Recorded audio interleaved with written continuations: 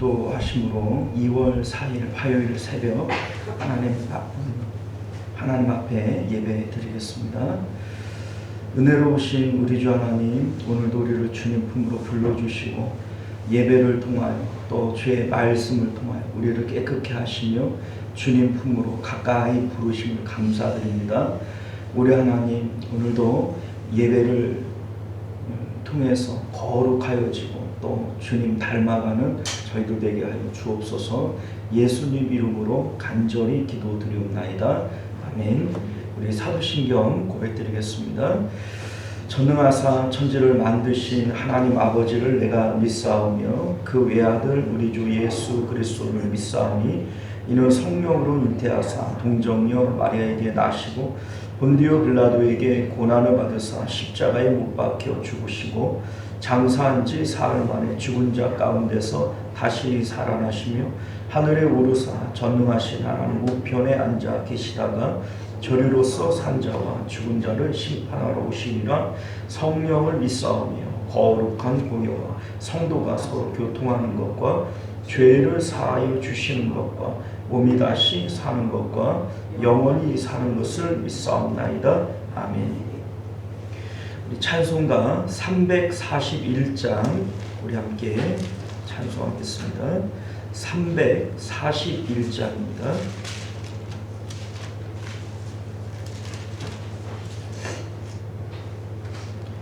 찬송가 341장 찬송합니다. 십자가를 내가 지고 주를 따라갑니다.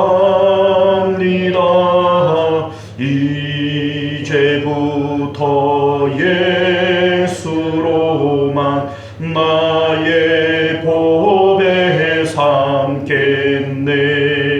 세상에서 부귀영화 모두 잃어버려도 주의 평안 내가 받고 영생 복을 받겠네. 주도 곤욕 당했으니 나도 곤욕 당하리. 세상 사람 간사하나 예수 진실합니다. 예수 나를 사랑하사 빛난 얼굴 보이면 원수들이 미워해도 염려할 것 없겠네. 내가 핍박 당할 때에 주의 품에 안기고 조당할수록 많은 위로 받겠네. 주가 주신 기쁨 외에 기뻐할 것 무엇냐. 주가 나를 사랑하니 기뻐할 것뿐일세. 아멘. 할렐루야. 자, 하나님 말씀 봅니다. 사도행전 18장 18절부터 23절까지 말씀 함께 보도록 하겠습니다. 18절부터 23절까지 봅니다. 바울은 더 여러 날 머물다가 형제들과 작별하고 배 타고 수리아로 떠나갈새 브리스길라와 아굴라도 함께 하더라. 바울이 일찍이 서원이 있으므로 겐그라에아에서 머리를 깎았더라. 에베소에서 와서 머리 공연하는 자 자기 나중에 들어가서 유대인들과 결혼하니 여러 사람이 더 오래 있기를 청하되 허락하지 아니하고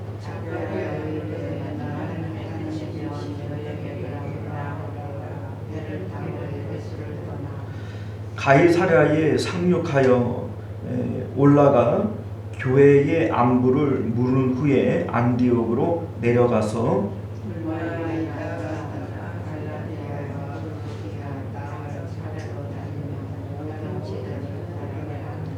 아멘. 자, 기도하겠습니다. 은혜로우신 우리 주 하나님, 오늘도 우리가 주님 앞에 나와 예배하며 주의 말씀 듣기를 소원합니다. 주님의 말씀 가운데 생명이 있사오니 이 생명이 우리 마음 가운데 있도록 역사하여 주옵소서. 예수님 이름으로 기도드리옵나이다. 아멘. 자, 오늘 우리는 함께 읽은 본문의 말씀을 중심으로 바울의 서원과 영적 의미라고 하는 제목으로 하나님 말씀 함께 나누고자 합니다. 바울의 서원과 영적 의미. 오늘 본문은 사도 바울이 고린도에서 1년 6개월 동안의 전도 사역을 마치고 이제 고린도에 있는 겐그레아라고 하는 항구에서 있었던 일들을 다루고 있습니다.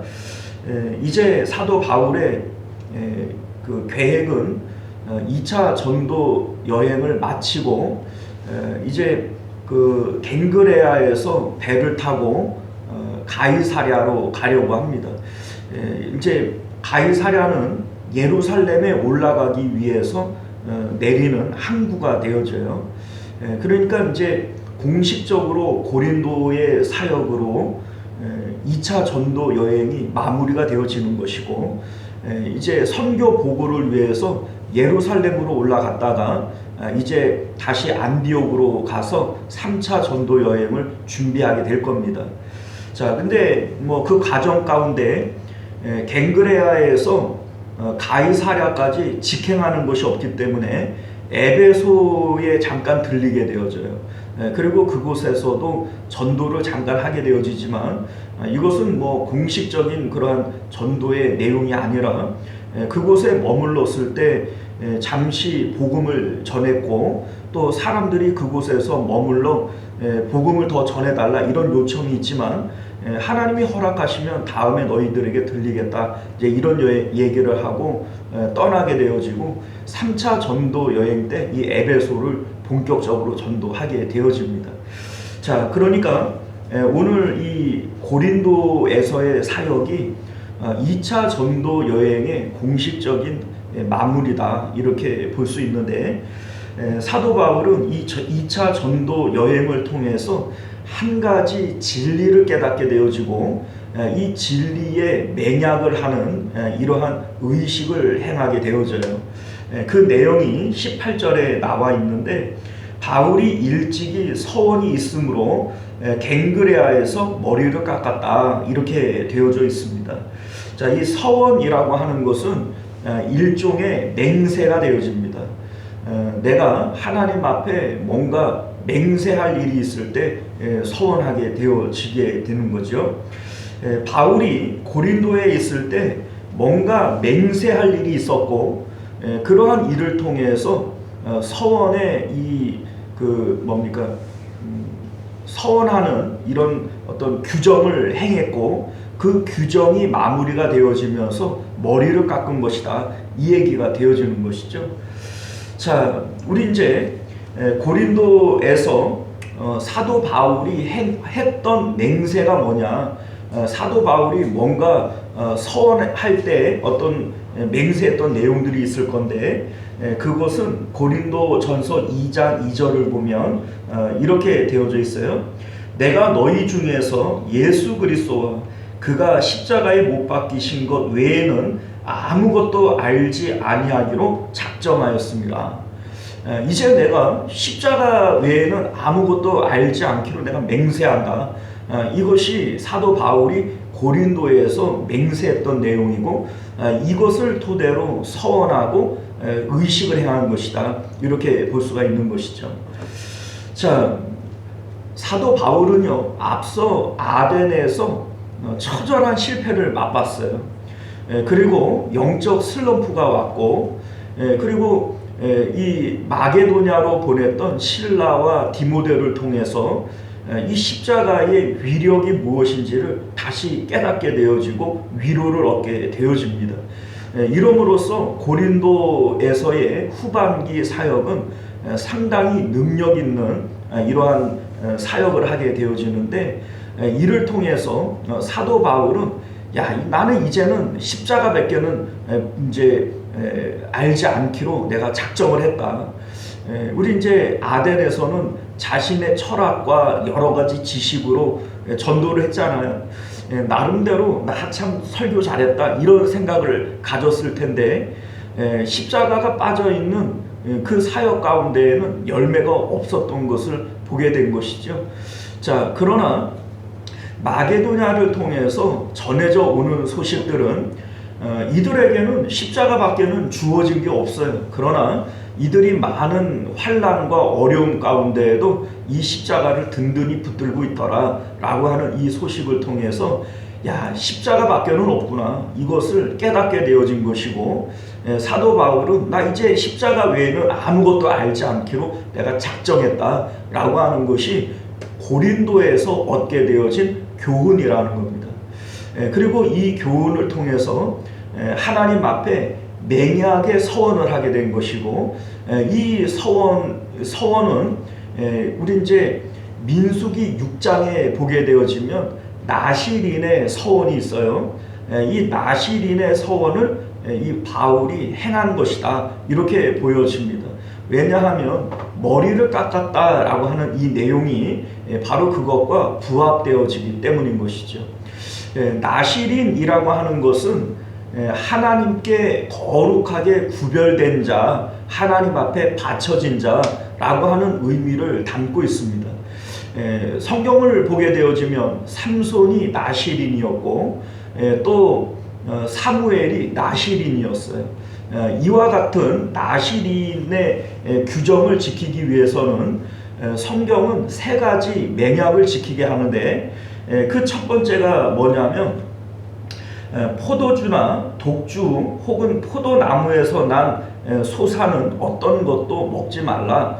이것이 첫 번째 규정이고, 두 번째 규정은 머리에 삭도를 대지 말라. 머리 깎지 말아라. 이것이 바로 두 번째 규정이 되어집니다. 세 번째는요, 시체나 주검을 가까이 하지 말라.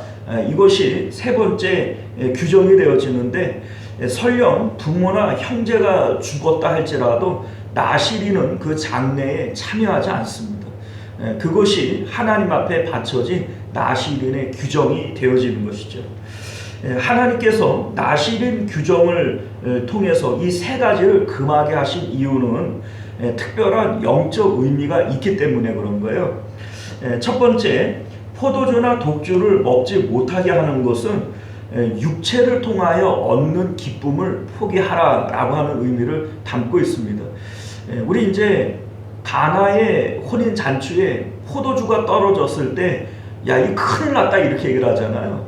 왜냐하면 이 잔치는 기쁨을 상징하는 것인데, 이 기쁨을 상징하는 것이 포도주란 말이죠. 그런데 이 포도주가 끊어졌으니 이 잔치는 망한 것이다 이렇게 보는 겁니다. 그런데 나실인의 규정은 포도주나 독주 이거 마시지 말아라. 심지어는 포도나무에서 난 소사는 어떤 것도 먹지 말라라고 얘기를 하는 것은 육체를 통하여 얻을 수 있는 모든 기쁨에 대해서는 포기해라 라고 하는 것이 나실인의 첫 번째 규정이라는 겁니다. 자, 두 번째, 머리에 삭도를 대지 말라라고 얘기를 하는 것은 사회적 관계를 갖지 말라는 것이고, 사회적으로 사람을 통하여 얻는 기쁨을 포기해라 라고 하는 의미를 담고 있는 것이죠.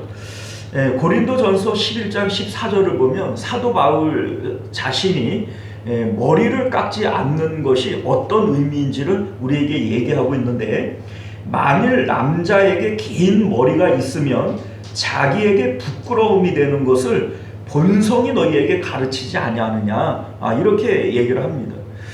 소위 우리도 예전에 남자들이 머리를 기르고 다니는 것은 다 흉을 떨었어요. 그죠? 야, 저거 여자처럼 머리 기른 거 봐. 이런 얘기를 했잖아요. 자, 그런데 사도 바울이 그것을 본성이 가르친다, 이렇게 얘기를 하면서 남자에게 머리가 긴 것은 부끄러움이 아니냐, 그러한 부끄러운 모습으로 어떻게 사람들을 만나러 다닐 수가 있겠어요? 자, 그러니까 사회생활 자체를 할 수가 없는 것이죠. 자, 그런데 하나님께서 나시린에 대해서 머리를 깎지 말아라, 삭도를 대지 말아라, 이렇게 얘기를 하는 것은 사회생활을 금하는 것이고, 또 사람을 만남으로써 얻어지는 기쁨에 대해서 포기해라 라고 하는 것을 말씀하고 있음을 믿으실 수 있기를 바랍니다. 자, 세 번째, 시체를 가까이 하지 말라라고 하는 이 말씀 속에는 내 뜻을 따라서 무엇을 어떤 행사를 행함으로써 기쁨을 얻을 생각하지 말라라고 하는 의미를 담고 있는 겁니다. 자, 무슨 얘기냐면 참새 한 마리가 땅에 떨어지는 것도 하나님의 뜻이 아니면 되어지지 않는 겁니다. 참새 한 마리라고 할지라도 생명이 있는 것들에게는 하나님의 뜻이 있고 계획이 있다라고 하는 것을 의미하고 있는 것이죠. 자, 그런데 죽었다라고 하는 것은 생명이 빠져나가는 것이고, 그 생명이 없는 것들 가운데에는 하나님의 계획이 없어지는 거예요. 자, 그러니까 우리가 살아있는 동안에는 나 같은 게 이제 살아서 무슨 의미가 있나, 이렇게 이제는 죽어야지, 그래, 너희들 꼭 그런 거짓말들을 하잖아요. 그죠? 자, 그런데 여러분들, 살아있다라고 얘기를 하는 것은 아직도 하나님께서 나를 통하여 하실 일이 있다라고 하는 것을 의미하는 겁니다. 하나님이 주신 생명이기에 우리는 이 생명을 귀중히 여겨야 하는 것이죠. 자, 그런데 생명이 없어졌다라고 얘기를 하는 것은 이제 하나님의 뜻이 없고 계획이 없다는 얘기가 되어지는 것인데, 그것을 손으로 댄다라고 하는 말의 의미는 하나님의 뜻이 없고 계획이 없는 일에 내 뜻을 가지고 손을 대는 것을 얘기를 하는 겁니다. 우리는 왜 내 뜻을 가지고 어떤 계획을 가지고 사업을 하고 이렇게 하는 것이죠? 그것을 통해서 기쁨을 얻겠다는 거예요. 그러나 하나님께서 시체에 손을 대지 말라라고 말씀하시는 것은 하나님 뜻 아닌 것들에 너의 뜻을 가지고 기쁨을 얻으려고 하지 말라라고 하는 의미를 담고 있는 것이 바로 이 나시린 규정의 세 번째 의미인 것을 믿으실 수 있기를 바랍니다. 자, 그런데 사도 바울이 나 십자가 외에는 아무것도 알지 않기를 원한다, 이러한 하나님 앞에 맹세를 하면서 우리 이제 나시린 규정을 지켰다는 거예요. 자, 그런데 우리 13절 말씀을 보면 유대인들이 바울을 고소하면서 했던 말이 뭐냐면 율법을 지키지 않는다, 이렇게 얘기를 했던 거예요. 자, 그러니까 사도 바울은 율법을 지킬 필요가 없다라고 여기는 사람인데, 구약에 나오는 나시린 규정을 사도 바울이 왜 행했냐 이거죠. 자, 그 이유가 뭐냐면 나시린 규정 가운데 내가 십자가를 통하여 예수님과 연합한 삶의 의미가 담겨져 있기 때문에 그런 겁니다. 자, 그러니까 사도 바울은 율법으로서 나시린 규정을 지킨 것이 아니라 십자가의 의미 가운데 나시린 규정이 있기 때문에 이 나시린 규정을 지킴으로써 나는 십자가 외에는 아무것도 알지 않기를 원한다 라고 하는 이 맹세를 지켰던 것이죠. 자, 여러분들, 성경은 우리에게 나시린의 의미가 있음을 말씀하고 있습니다.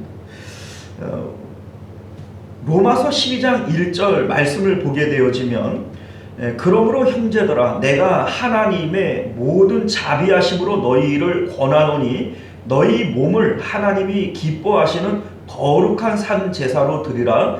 이는 너희가 드릴 영적 예배니라. 이렇게 말씀하고 있어요.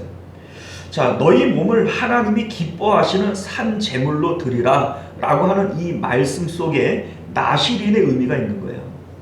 나실인의 의미는 하나님 앞에 거룩하게 구분되어져서 드려진다는 의미를 담고 있습니다. 하나님께 거룩한 산제사로 너희 몸을 드리라 라고 하는 이 의미가 나실인의 의미와 동일한 것이 되어지는 것이죠. 자, 그런데 우리가 하나님 앞에 바쳐지는 삶, 이제 내가 사는 것 아니요 내 안에 그리스도께서 사시는 것이다 라고 얘기를 하는 이 의미가 행하여지기 위해서 우리에게도 이루어져야 할 것이 바로 이 나실인의 세 가지 규정이 이 영적 의미가 지켜져야 된다는 겁니다. 사도 바울은 율법으로서 이 나실인 규정을 지킨 것이 아니라 이 규정 가운데 담겨져 있는 이 영적 의미를 지키기 위해서 이 규정을 행하는 것이다 라고 하는 겁니다. 첫 번째는 포도주와 독주를 먹지 않는다 라고 얘기했던 것처럼 육체를 통하여 얻는 기쁨을 포기하는 거예요. 두 번째는 머리에 삭도를 대지 않는다 라고 하는 이 규정이 말하고 있는 것처럼 내가 사람을 만나고 사회생활을 통해서 얻게 되어지는 이러한 기쁨을 포기하는 것을 의미하는 겁니다.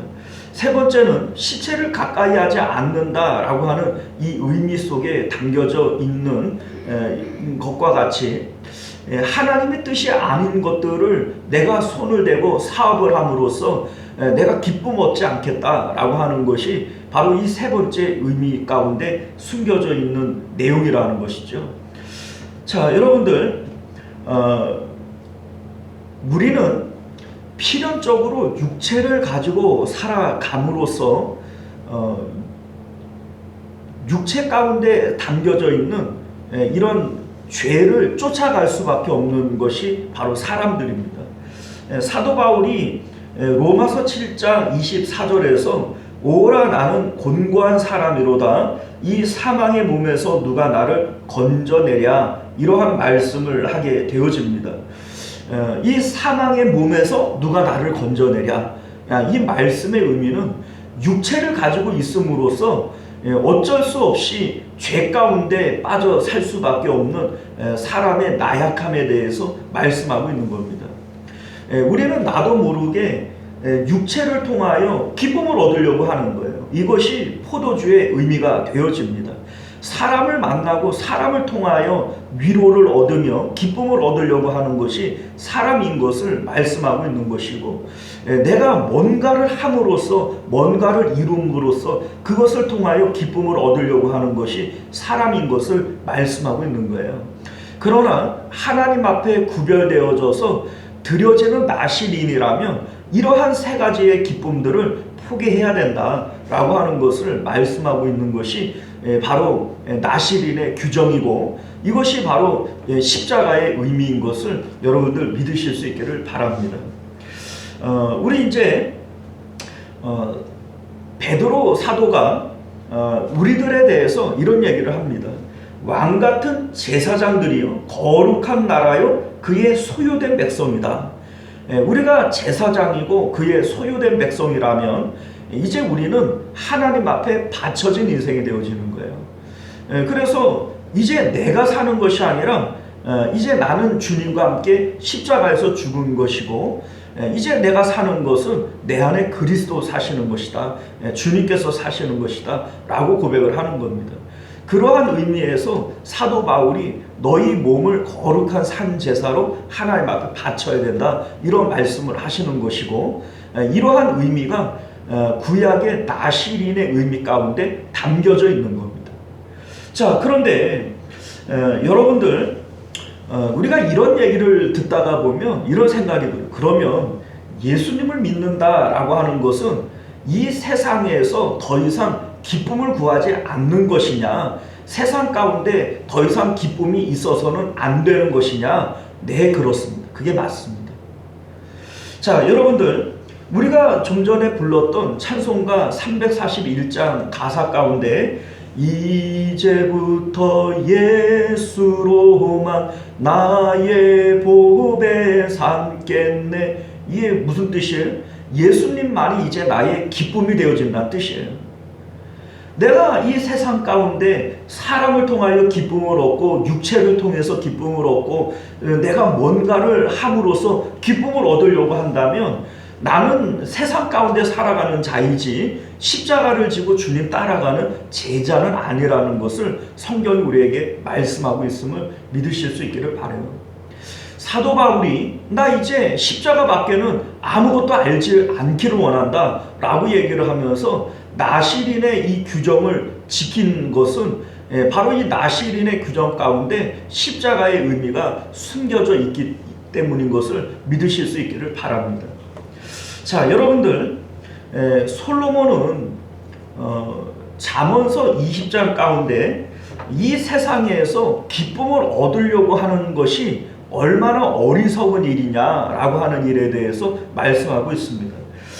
포도주는 거만하게 하는 것이요 독주는 떠들게 하는 것이라 이에 미혹되는 자마다 지혜가 없느니라, 이런 얘기를 합니다.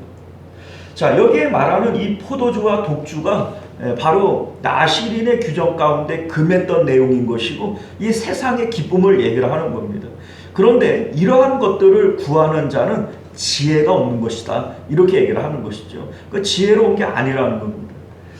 자, 전도서 2장 25절에서는 먹고 즐거운 일에 누가 나보다 더 해보았으랴, 그러나 이것도 헛되어 바람을 잡는 것이로다, 이런 얘기를 하죠. 자, 먹고 즐거워하는 것, 이것도 역시 육체를 통하여 얻는 기쁨을 얘기를 하는 겁니다. 우리 이제 먹고 마시는 거, 이게 육체로 얻는 최고의 기쁨 아닙니까? 자, 그런데 이것을 자기보다 더 많이 해본 사람이 있겠냐? 나와봐라. 그러나 이것도 헛된 것이고 바람을 잡는 것과 같다라고 얘기를 하고 있어요. 자, 우리는 이 세상에서 기쁨을 포기해라, 이런 얘기를 하면, 야, 예수님 그럼 믿을 필요 없지. 예수님 믿어봐야 세상의 기쁨 다 포기하라고 얘기를 하는데 그럼 무슨 재미로 살아? 이런 생각을 가질 수 있는 것이죠. 그러나 성경은 그것이 헛된 것이고 그것이 지혜롭지 않은 어리석은 것이다 라고 말씀하고 있음을 믿으실 수 있기를 바라요. 우리 성경을 보면 믿음의 선진들, 욥이라든지 또는 우리 예수님까지도 이 땅 가운데 기쁨의 삶을 사는 것이 아니에요. 이 세상 가운데는 고난의 삶을 살았지만 그 고난이 값진 것은 그 고난 가운데 생명이 있기 때문인 것을 믿으실 수 있기를 바라요. 육체를 통하여 얻는 이 세상의 기쁨 가운데에는 사망이 있고 멸망이 있습니다. 그러나 우리 주님을 통하여 얻는 고난 가운데에는 생명이 있기 때문에 이것이 값진 것이고 이게 보배다라고 성경이 우리에게 말씀하고 있는 것이죠. 사랑하는 성도 여러분, 이제 말씀을 맺도록 하겠습니다. 오늘날 우리들이 주님의 제자가 되어져서 자기를 부인하고 자기 십자가 지고 주님을 따라간다라고 하는 이 십자가의 의미 가운데에는 구약이 말씀하고 있는 나시린의 규정의 의미들이 담겨져 있는 겁니다. 첫 번째 의미가 뭐예요? 육체를 통하여 더 이상 기쁨을 구하지 않겠습니다. 두 번째 규정이 뭡니까? 내가 사람을 통하여 기쁨을 구하지 않겠습니다. 내 사회생활 이거 포기하겠습니다. 세 번째 의미가 뭐예요? 하나님의 뜻이 없는 곳에 내가 손을 대고 그것을 통하여 내가 기쁨을 구하지 않겠습니다. 이러한 나시린의 규정이 바로 십자가를 통하여 주님 따라가는 하나님 앞에 바쳐진 사람들의 삶의 내용인 것을 믿으실 수 있기를 바랍니다. 저와 여러분들이 바로 이러한 삶을 살아감으로 하나님이 주시는 참된 기쁨, 세상이 줄 수 없는 그 기쁨을 누리실 수 있기를 주님 이름으로 축원드리겠습니다. 기도하겠습니다. 은혜로우시고 자비로우신 우리 주 하나님, 우리가 예수 그리스도를 믿고 따라가는 것은 이 세상 가운데 잘 먹고 잘 살고 부자 되기 위한 것이 아님을 깨달아 알게 하여 주옵소서. 나시린의 규정 가운데 거룩하게 하나님 앞에 산 제사로 바쳐질 오늘날 우리들의 삶의 영적 의미들이 담겨져 있습니다.